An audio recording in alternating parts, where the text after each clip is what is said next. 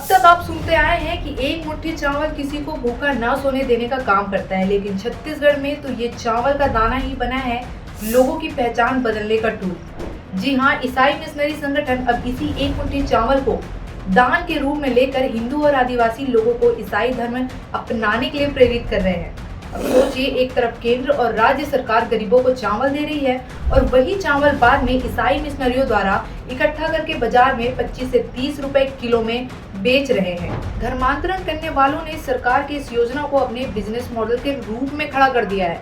एक मुट्ठी चावल के बदले धर्म परिवर्तन, क्या बात है। योजना का दुरुपयोग इतना बढ़ चुका है कि अब तक हर साल लगभग 100 करोड़ रुपए इस खेल में लग चुके हैं। ईसाई मिशनरियों के प्रचारकों को जब से FCRA के तहत NGO से मिलने वाला पैसा बंद हुआ है, तब से ही चावल से धर्मांतरण करने का ये घिनौना खेल शुरू हुआ है। जसपुर और बस्तर जैसे इलाकों में ये चावल का खेल बड़े जोरों शोरों से चल रहा है और तो और इस खेल से अब तक लगभग 3 लाख लोग ईसाई धर्म अपना चुके हैं।